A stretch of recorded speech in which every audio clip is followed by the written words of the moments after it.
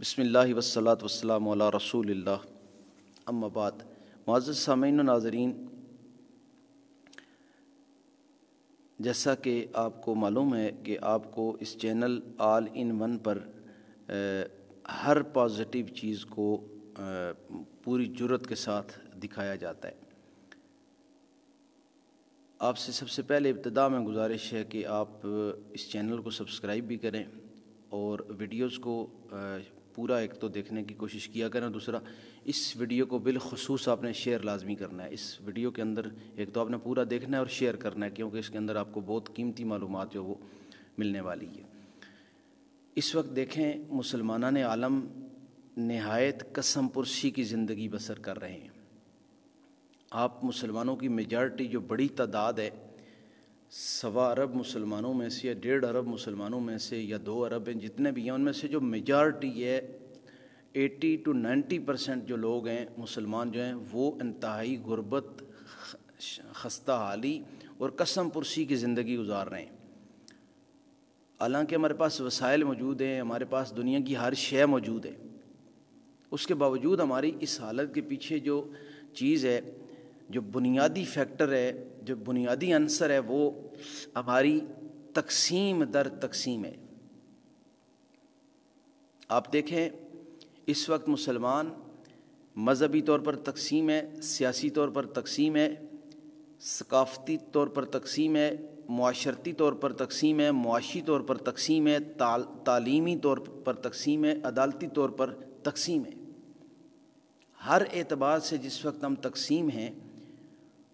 تو اس تقسیم کا فائدہ اغیار اٹھاتے ہیں۔ اتحاد سے ہمیشہ اغیار کو نقصان ہوتا ہے، جبکہ تقسیم سے اغیار کو جو غیر ہوتے ہیں وہ ہمیشہ نقصان اٹھاتے ہیں۔ گھر کے اندر اگر 2 بھائی لڑ رہے ہوں تو ان 2 بھائیوں کی لڑائی سے جو تیسرا پڑوسی اگر وہ دشمن ہوگا تو وہ اس سے فائدہ اٹھائے گا، اور اگر وہ دونوں اتحاد میں ہوں گے تو 10 پڑوسی بھی ہوں گے تو وہ اس سوچ کے ساتھ دبکے بیٹھے ہوں گے کہ یار یہ 2 بھائی ہیں، گھر میں اکٹھے 2 بھائی رہتے ہیں۔ تو اسی مثال سے آپ مسلمانان عالم کی مثال دیکھ لیں کہ اس وقت ہم شدید ترین تقسیم کا شکار ہیں، اور سب سے جو خطرناک تقسیم ہے وہ مذہبی تقسیم ہے، کیونکہ مذہب نہیں، دین نہیں راستہ دینا ہے۔ ہر طرح کی تقسیم کا راستہ جو بند کرنا ہے وہ دین نے کرنا ہے۔ ہر طرح کے جو غلط چیز ہوگی اس سے منع کرنا ہے، روکنا ہے تو وہ دین نے روکنا ہے۔ تو جس وقت دین ہی تقسیم کا شکار ہوگا تو اس وقت مسلمان کہاں جائے گا اور کیا کرے گا؟ اس وقت آپ دیکھ لیں، پہلے آپ دیکھیں، ایک میجر تقسیم ہے جو بڑے پیمانے پر تقسیم ہے، اس میں بریلوی ہیں، اس میں دیوبندی ہیں، اس میں اہل حدیث ہیں، اس میں وہابی ہیں۔ یہ ایک بڑے پیمانے پر تقسیم ہے۔ ان کے مساجد کے نظام الگ، مدارس کے نظام الگ، ہر چیز کا ہمارا نظام تقسیم ہے۔ یہاں تک کی تقسیم بھی ہمارے لیے شدید ترین نقصان دہ ہے۔ 1.5 صدیاں گزری ہیں ان مسالے کو ترتیب پائے ہوئے کم و بیش، تو 1.5 صدیوں کے اندر ہمارا جنازہ نکل گیا ہے ہر اعتبار سے۔ لیکن آپ اس کے بعد کا ظلم دیکھیں کہ ہر تنظیم کے اندر، بریلوی مکتب فکر کے اندر آپ دیکھ لیں تو آپ کو ان گنت تنظیمیں نظر آئیں گی۔ آپ دیوبند مکتب فکر میں دیکھیں تو آپ کو ان گنت تنظیمیں اور ان گنت تقسیم اپنی اپنی جماعتیں نظر آئیں گی،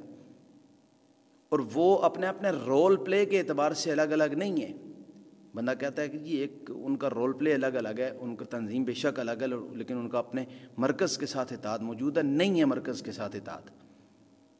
نہ تمام کے تمام بریلوی مکتب فکر کے جتنے بھی تنظیمیں ہیں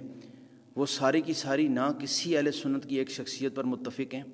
نہ دیوبند مکتب فکر کی جتنی تنظیمیں ہیں وہ کل ملا کر دیوبند کی کسی ایک شخصیت پر متفق ہیں، ہرگز نہیں ہیں۔ نہ اہل حدیث کی جتنی تنظیمیں وہ کل ملا کے اہل حدیث کی کسی بڑی شخصیت پر متفق ہوں، نہیں ہیں۔ اور یہی چیز اس چیز کا ثبوت ہے کہ یہ جو چھوٹی چھوٹی آگے ذیلیات آتی ہیں، تنظیمیں آتی ہیں، جماعتیں آتی ہیں آگے، تو یہ خود تقسیم ہی کی ایک شکل ہے۔ تو اس تقسیم سے آپ یوں اندازہ کر لیں کہ ہمارا سب سے بنیادی جو ایک مسلمان کی جو صورت ہے وہ یہ ہے کہ مسلمان سنت رسول اللہ صلی اللہ علیہ وآلہ وسلم کا ایک نمونہ ہونا چاہیے، نبی پاک صلی اللہ تعالیٰ علیہ وآلہ وسلم کی سنت پر عمل کرنے والا ہونا چاہیے۔ تو ایک مسلمان کے ظاہر کو جب دیکھا جائے گا تو اس کی ظاہری جو سنتیں ہوں گی تو اس میں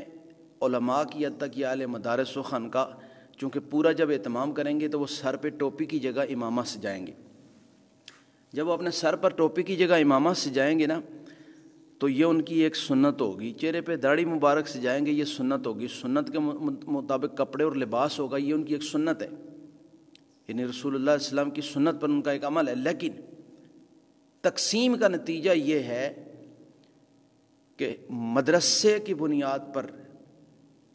جامعہ کی بنیاد پر، مسجد کی بنیاد پر، خانقاہ کی بنیاد پر، درگاہ کی بنیاد پر اپنے اپنے پسندیدہ عالم اور مفتی اور مناظر یا اپنے اپنے اکابر کی بنیاد پر ہم نے ان سنتوں کو بھی ڈالا ہوا ہے۔ تقسیم کا اتنا شدید نقصان ہے۔ آج ہمارے سروں پر جو امامیں ہیں یہ رسول اللہ صلی اللہ علیہ وآلہ وسلم کی سنت نہیں ہے، یہ ہمارے اکابرین کی سنت ہے۔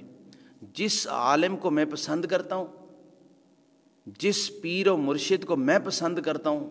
میں اس کی پسند کا امامہ باندھتا ہوں، یعنی جو وہ پہنتا ہے تو وہی امامہ میں پہنتا ہوں، اور مجھے وہ عالم یا جو شیخ ہے وہ پہناتا بھی مجھے وہی امامہ ہے جو اپنے سر پہ خود رکھتا ہے، یعنی رنگ بھی وہی ہوگا اور ڈیزائن بھی وہی ہوگا۔ اب آپ مجھے بتا دیجئے کہ یہاں سے سنت رسول کہاں گئی ہے؟ یہ تو سنت پیر اور سنت شیخ اور سنت مفتی ہو گئی نا، وگرنہ یہ تقسیم نہ ہوتی۔ جس کا سفید امامہ ہے اس کا سفید ہی رہے گا، جس کا سیاہ امامہ ہے جس تنظیم کا اس کا سیاہ ہی رنگ، کالے رنگ کا ہی رہے گا، جس کا سبز ہے اس کا سبز ہی رہے گا، تا وقت کہ اس تنظیم کا بانی حکم کرے کہ اب امامے بدلو، دوسرا رنگ پہنو، تو اس کے پیچھے پیچھے دوسرا امامہ پہنا جائے گا۔ کیوں؟ مسلمان کو پیدا ہوتے ہی رسول اللہ صلی اللہ علیہ وسلم کے حوالے کیوں نہیں کیا جاتا؟ اس کو اس طریقے سے استعمال کیوں کیا جاتا ہے؟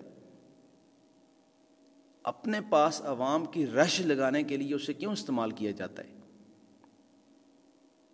اسی طریقے سے آپ داڑھیوں کے ڈیزائن دیکھ لیں، جو پیر زلفیں رکھے گا اس کے مرید بھی زلفیں رکھیں گے، جو پیر یا جو عالم یا جو مفتی جو ہے وہ زلفیں نہیں رکھے گا تو اس کے مرید بھی زلفیں نہیں رکھیں گے، تو اس کا مطلب ہے سنت رسول اللہ کی تو نہ ہوئی نا۔ داڑھی اگر کسی کا پیر یا کسی کا جو اکابر ہے، جو قائد ہے، کسی کا لیڈر ہے، کسی کا رہنما عالم یا مفتی ہے، وہ اگر دراز داڑھی رکھے گا تو اس کے مریدین اور اس کے شاگرد بھی لمبی داڑھی رکھیں گے، اور اگر وہ چھوٹی سی داڑھی رکھے گا بالکل جو بالغ سے بھی کم، سنت سے بھی کم ہوگی، تو اس کے پیچھے وہ بھی ویسی داڑھی رکھیں گے۔ تو اب یہ سنت ہم نے رسول اللہ کی رکھی ہے یا پیر صاحب کی رکھی ہے یا مفتی صاحب کی رکھی ہے یا اپنے صاحب جامعہ کی رکھی ہے؟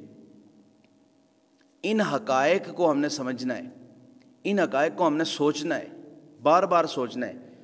اگر اس تقسیم کے خلاف ہم کھڑے نہیں ہوتے ہیں یا اس تقسیم پر ہم غور و فکر کر کے اس تقسیم سے اپنے آپ کو کم از کم اپنے آپ کو باہر نکالنے کی کوشش نہیں کرتے ہیں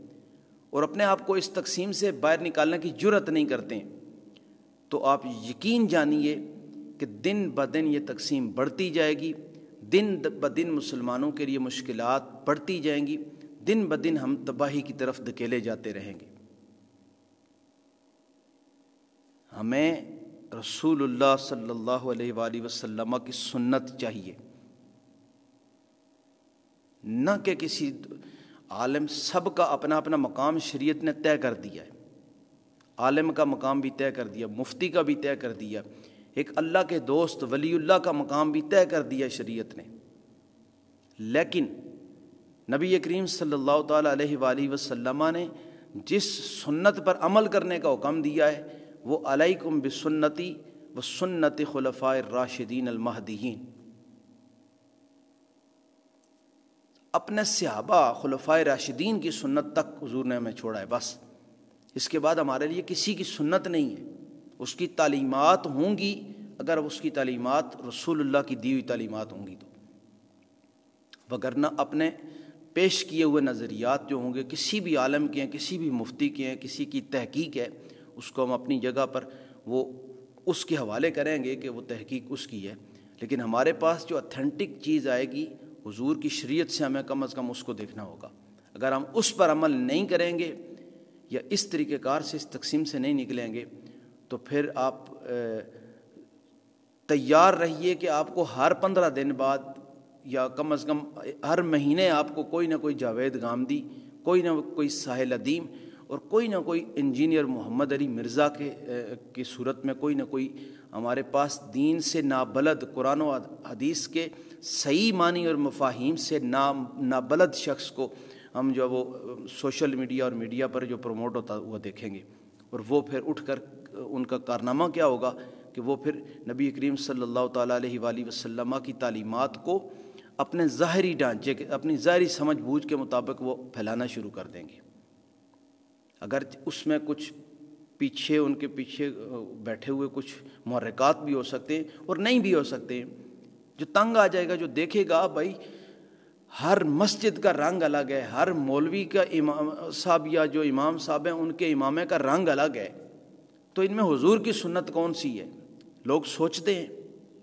اس کا جواب ہم نے دینا ہے، اور ہم نے جواب کس طریقے سے دینا ہے کہ اس تقسیم سے نکل کر دینا ہے۔